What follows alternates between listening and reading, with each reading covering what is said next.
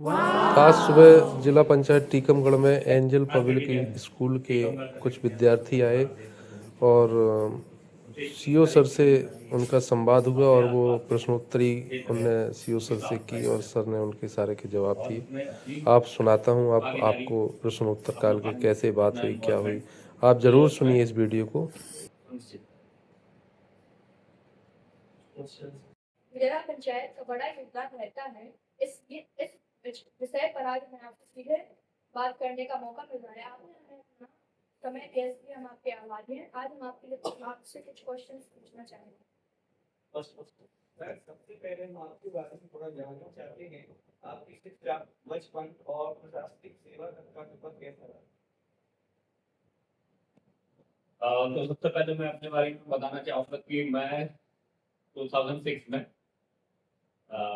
State service के माध्यम से डिप्टी कलेक्टर के रूप में सिलेक्ट हुआ था और लगभग आज से मेरा 20 साल मेरी सर्विस हो चुकी है।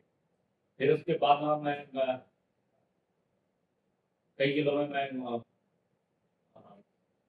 पोस्टेड रहा, एज एसडीएम रहा और पीडीएम भी रहा और जिला पंचायत भी रहा। फिर उसके बाद मेरी 2023 में फिर उसके बाद मेरा आईएएस में इंडक्शन हुआ। आईएएस में इंडक्शन होने के बाद अब मैं जिला पंचायत टीकमगढ़ के रूप में पोस्टेड हूँ और मुझे यहाँ पे मोर देन 2.5 ईयर्स और मेरी जो एजुकेशनल बैकग्राउंड है मैकेनिकल इंजीनियरिंग से ग्रेजुएट हूँ। जो मैंने जो अभी वर्तमान में छत्तीसगढ़ में है बिलासपुर में है, वहाँ से मैंने गवर्नमेंट इंजीनियरिंग कॉलेज वहाँ से मैकेनिकल इंजीनियरिंग।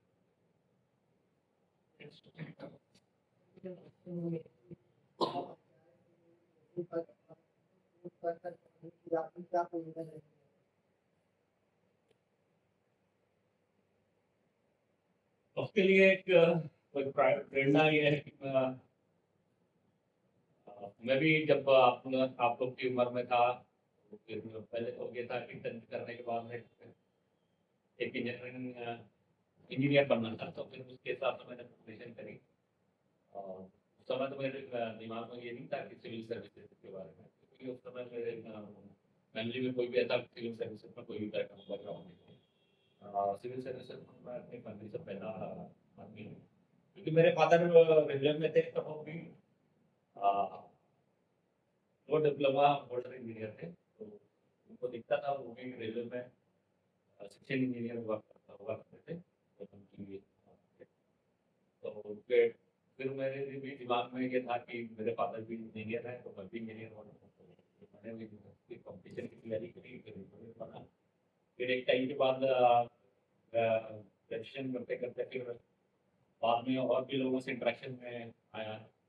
मैं भी अपने जिले में देखता था कि वहाँ पे कलेक्टर होते हैं, एसपी होते हैं, वो लोग क्या काम करते हैं। तो धीरे धीरे एक चीज़ें समझ में आने लगी कि एक एडमिनिस्ट्रेटिव बैकग्राउंड में सर्विसेज में जाने से आपका आपका वर्क स्कोप है थोड़ा सा ब्रॉडर हो जाता है कि आप फील्ड में इंजीनियर होता है, स्पेसिफिक फील्ड होता है, आप उसी फील्ड में काम करते हैं। एडमिनिस्ट्रेटिव फील्ड में आपका काम करने का दायरा बढ़ता है और इसमें पब्लिक इंटरेक्शन भी होता है और बाकी अदर सर्विसेज में भी पब्लिक इंटरेक्शन होते हैं लेकिन लिमिटेड होता है। इसमें काफ़ी सारे इंटरेक्शन जैसे प्रॉपर जो सिटीजन्स होते हैं, सबकी अपनी अपनी जो या तो रूरल एरियाज में है या तो सिटी फील्ड में कोई अर्बन सेक्टर में काम कर रहा है या रूरल सेक्टर में काम कर रहा है या कोई एसडीएम है, कलेक्टर का है, तो अपने अपने जिले में या संभाग में या सब डिवीजन में वहाँ के जो लोग हैं उनकी बेसिक जो नीड्स है उनके लिए अलग अलग डिपार्टमेंट बने होते हैं, लेकिन उन डिपार्टमेंट को कंट्रोल करने के लिए जनरल सुपरविजन के लिए गवर्नमेंट की तरफ से एक एडमिनिस्ट्रेटिव विंग जो सेटअप किया होता है, उसके हेड होते हैं कलेक्टर और उनके फिर नीचे भी होते हैं कि हायरार्की में अपर कलेक्टर है या सीईओ जिला पंचायत है या एसडीएम है, प्रधान है, तो एक प्रॉपर पूरा सेटअप है। तो ये चीजें भी मुझे मोटिवेट करती थी। इस हिसाब से फिर मैंने भी अपना एडमिनिस्ट्रेटिव लाइन का चूज। आपकी क्या क्या जिम्मेदारी as a chief executive officer जिला पंचायत मेरे अंडर में जनपद सब डिवीजन लेवल पर या ब्लॉक लेवल पर जनपद पंचायत होती है, फिर उसके अंडर में होती है ग्राम पंचायत होती है। तो उसके अलावा भी उसमें बहुत सारे स्कीम्स चलती हैं लोक गवर्नमेंट, जैसे अभी हमने बताया था मिड डे मील का, स्वच्छ भारत मिशन है या एजुकेशन है, चाइल्ड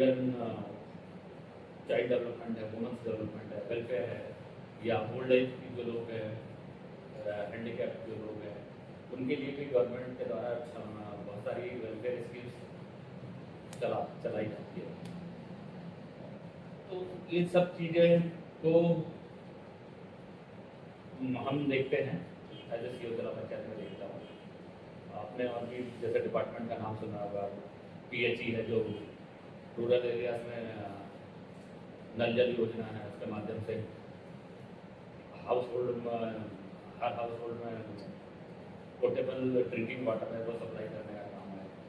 या वेटनरी डिपार्टमेंट है, वेटनरी डिपार्टमेंट का काम है कि जो हमारे रूरल एरियाज में लोगों के पास जो कैटल है या बफेलोज वगैरह है या शिप्स है और भी जो चीज़ें हैं जो मिल्चिंग एनिमल उनके जो डेवलपमेंट है, उनकी हेल्थ है, उनका डिजीज है, ये सब कंट्रोल करने का काम। इन कई पंचायतें विभाग और योजनाएं कार्य करती हैं। इतने ऊंचे पद पर होने के बाद आप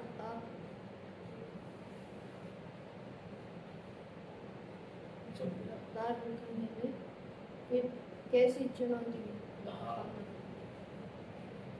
ये पद है, जिम्मेदारी का पद है, क्योंकि इसमें इसके अंडर में मेरे अंडर में बहुत सारे डिपार्टमेंट हैं।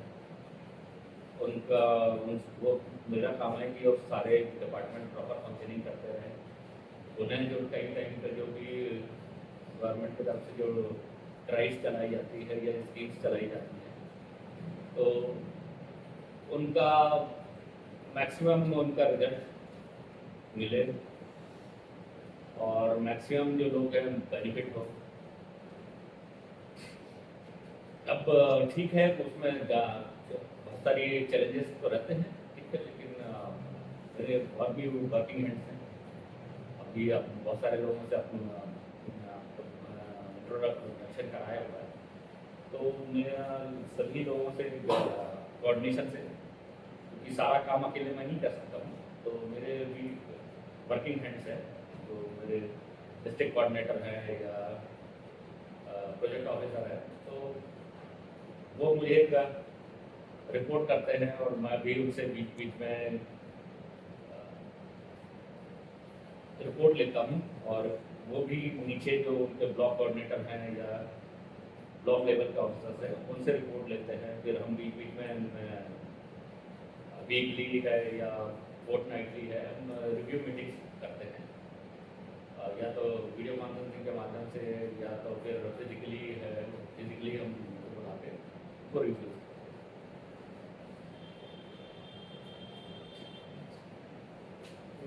गाँव के कामों में किन किन समस्याओं का सामना करना पड़ता है और शासन उन्हें हल करने के लिए किस दिशा में काम करता है? बेसिकली जो रूरल एरियाज है तो वहाँ पे थोड़ा सा जो लिटरेसी वाली जो बेसिक जो प्रॉब्लम है और थोड़ा सा इकोनॉमिक वाली समस्याएं भी रहती हैं, तो उसके लिए थोड़ा सा जो गांव के जो लोग होते हैं या थोड़ा से उनका जो एजुकेशन का लेवल है या उनकी जो अंडरस्टैंडिंग की जो लेवल है वो थोड़ा सा कुछ एक कारणों से थोड़ा बहुत ऊपर नीचे रहता है। मतलब ऐसा ही नहीं है कि गांव के लोग हैं तो एकदम उनको कुछ नहीं आता है, उनको भी काफ़ी सारी चीज़ें जो स्कीम्स है, गवर्नमेंट के स्कीम्स है, वो लोग भी काफ़ी अवेयर है। और वो भी समय समय पर आके हमसे पूछते हैं कि हमारा ये था, हमारा ये था, ये कब होगा, ये या फिर ये वाली स्कीम्स का फ़ायदा हमें कब मिलेगा, या फिर कुछ और भी चीज़ें हैं। तो हमें बीच बीच में फीडबैक मिलता रहता है कि उनकी क्या समस्याएं हैं, क्योंकि हमारे फील्ड स्टाफ है, फील्ड फंक्शन यूनिट्स हैं, वो कहीं कहीं पे हमें आते हैं, वो रिपोर्टिंग करते हैं, बताते रहते हैं। और हमारा एक सिटीजन फीडबैक का भी एक चैनल है जो आपने CML9 का जो नाम सुना होगा, तो उसके के माध्यम से भी लोग कंप्लेन करते हैं, तो वो एक हमारा पोर्टल है, डैशबोर्ड है, तो हम उसको डेली रिव्यू करते हैं। तो डेली रिव्यू करते हैं तो हमें ये समझ में आता है कि एक्चुअली कौन से गांव में, किस सेक्टर में, किस एरियाज में कमी की है, और कहाँ पर हमें वर्क करना है, और कहाँ पे हमें उसको मेहनत करना है, मतलब हमें मेहनत करना है। और नीचे वाले जो स्टाफ है उनको बताना कि यहाँ पे इस एरिया में यहाँ पे पानी की समस्या है, या साफ़ सफाई की कमी है, या फिर और भी कुछ वेलफेयर स्कीम्स है उसका फ़ायदा नहीं पहुँच पा रहा है। तो ये जो फीडबैक के जो चैनल है उससे हमें जानकारी मिलती है, तो उसके माध्यम से हम ये अपना काम करते कौन सी बात में आपको बताया कि आप में खाना है? हैं। कि आज के युवा में ये अच्छी बात ये है कि वो जल्दी सीख रही है, उनमें लर्निंग कैपेसिटी बहुत अच्छी है।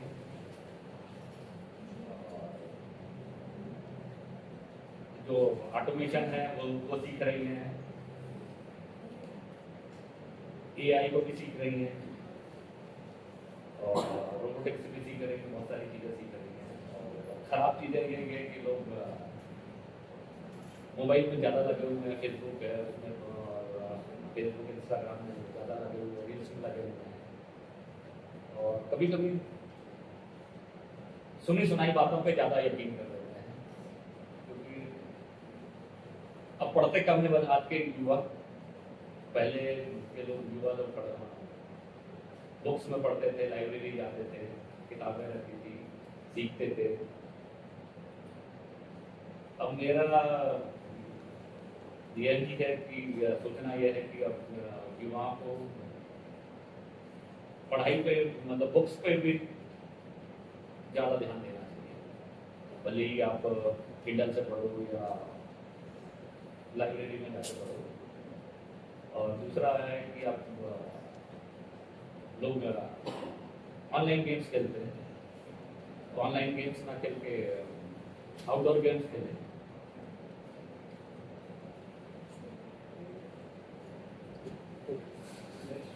जैसा कि आप गांव जाकर लोगों से बातचीत करके उनकी समस्या को सुनने का अवसर मिलता है, तो कोई ऐसा अनुभव जो आपके लिए बहुत बड़ा सीख हो या आपको सुनने में प्रेरणा दी मिली हो? तो गांव के मतलब ऐसा है कि आप हर व्यक्ति से आप कुछ ना कुछ सीख सकते हैं, या गांव का व्यक्ति हो या शहर का व्यक्ति हो, तो वो लर्निंग प्रोसेस तो हमेशा हर व्यक्ति को बना के रखना चाहिए, आपको, मुझको या बाकी है सबको। वही जैसे अभी मैं बात कर रहा था, जो फीडबैक का जो चैनल है, तो हम वहाँ जाते हैं तो लोग बताते हैं कि हमारे यहाँ ये ज़रूरत है, यहाँ ये समस्या है, तो वो हम उसको करते हैं। और जो, और जैसे मैं बताता हूँ कि अब हमारे ज़िले में ही एक इनोवेशन का एक बहुत बड़ा काम हो रहा है। जनरली ऐसा लगभग हमारे देश में भी ऐसा इक्के दुक्के लोग ग्राम पंचायतें कर रही है, कहीं पे कर रही होगी, लेकिन हमारे यहाँ पे बहुत बड़ा ड्राइव के रूप में चल रहा है, जो स्वच्छ भारत मिशन जो आपने स्कीम सुना हुआ था, तो उसमें हमें ग्रे वाटर मिलता है। तो उसमें कोई ग्राम पंचायत के सरपंच हुआ है, तो अभी वर्तमान में वो कहीं गए थे, उनके सरपंच है, वो लेडी सरपंच है, उनके हस्बैंड कहीं बाहर गए थे, विदेश ऑस्ट्रेलिया, वहाँ से उन्होंने कुछ ग्रे वाटर मैनेजमेंट है जो जैसे अर्बन एरियाज में हम देखते हैं ना अंडरग्राउंड ड्रेनेज सिस्टम होता है, तो वैसे ही एक्चुअली गांव में ओपन ड्रेनेज सिस्टम होता है। अधिकतर ग्राम पंचायतों में, अधिकतर हमारे देश में यही खुली नालियों का ही प्रचलन है। तो वो ग्राम पंचायत में जो चंद्रपुरा ग्राम पंचायत है, तो उसने ये सिस्टम चालू किया। फिर वो ये देखा, हमने देखा, तो फिर हमें भी अच्छी लगी, हमने उसे सीखा।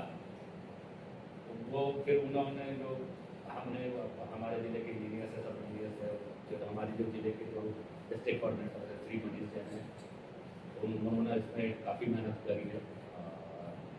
आज की टाइम में हमारे पास तो कितनी होगी? 172 172 ग्राम पंचायतें हैं।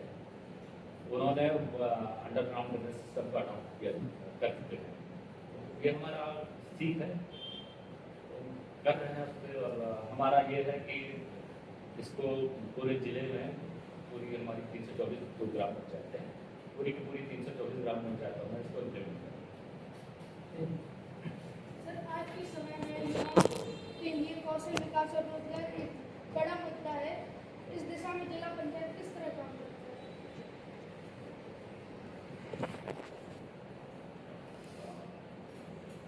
जो स्किल डेवलपमेंट है, तो उसके लिए हमारा जिला पंचायत है, उसके माध्यम से जैसे हमारी एक विंग है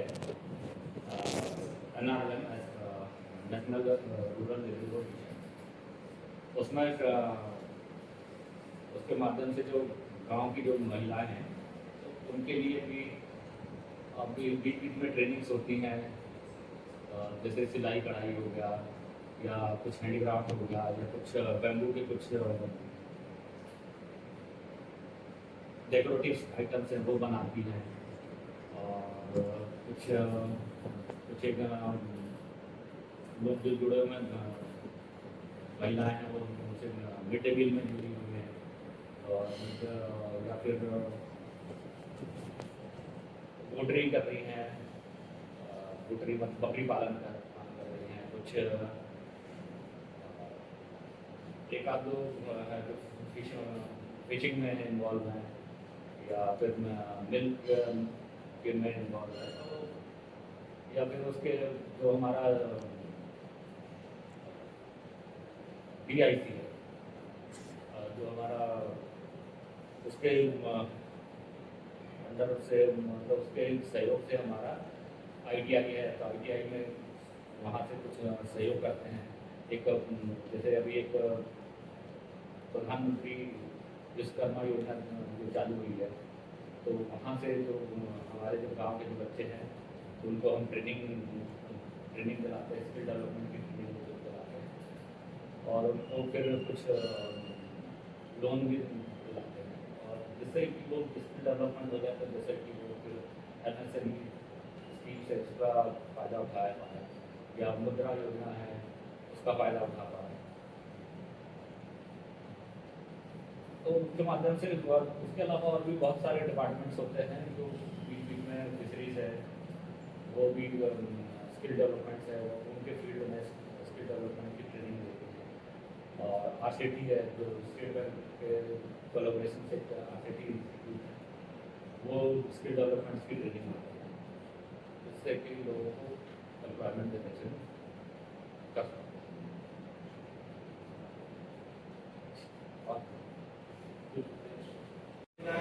लाभदायक साबित हो रही है। अभी मैं थोड़ी देर पहले बता रहा था, जो हमारा जो नेशनल रूरल लिवलीहुड मिशन है, तो उसके उस स्कीम्स के अंडर में जो गाँव की जो महिलाएं हैं, जो अडल्ट महिलाएं हैं, उनका एक सेल्फ हेल्प ग्रुप बनता है। तो वो सेल्फ हेल्प ग्रुप का की जो महिलाएं होती हैं, उनको टाइम टाइम में ट्रेनिंग देते हैं, जैसे सिलाई कढ़ाई हो गई, या बेसिक कंप्यूटर की ट्रेनिंग हो गई है, बेसिक हमारा जो कुछ ईटर का जो क्लस्टर है, जो टीकमगढ़ जिले का है, तो उसमें से भी कुछ महिलाएं हैं। ये बेसिकली जो अभी तो रूरल एरिया के जो लोग हैं, अभी अर्बन में शिफ्ट हो रहे हैं। तो मैं ऐसे इंटीग्रेशन में बता रहा हूँ कि बेसिकली रूरल के ही लोग अर्बन में, बहुत सारे लोग हैं, गांव के जो लोग हैं उनके घर भी टीकमगढ़ में हैं, या जैसे जतारा में है, बल्ले में है, तो लोग जनरली होते हैं कि ऐसा तो नहीं कि भारत का हमेशा कभी ना कभी एक बेसिकली रूरल बैकग्राउंड से रहा है, धीरे धीरे अर्बनाइजेशन तो हो रहा है, लोगों के कहीं ना कहीं उनके जो रूट्स हैं तो गांव में है, अर्बन में है, अब लोग अर्बन में भी रहने लग गए हैं, गांव में भी हैं, अर्बन में भी वही फैमिली आ जाती है, बच्चों के एजुकेशन के लिए आ जाती है या नौकरी करने के लिए आ जाती है। तो हमारा तो वो बता रहा था कि जो पीतल वाला जो क्लस्टर है बेसिकली वो गांव से ही चालू हुआ था, लेकिन अब वो धीरे धीरे क्योंकि वो फैमिली वाले क्योंकि ट्रेड जो प्रॉपर होता है उनकी दुकानें हैं तो अर्बन एरियाज में हो सकती हैं, तो फैमिली भी अर्बन एरियाज में शिफ्ट कर रही है।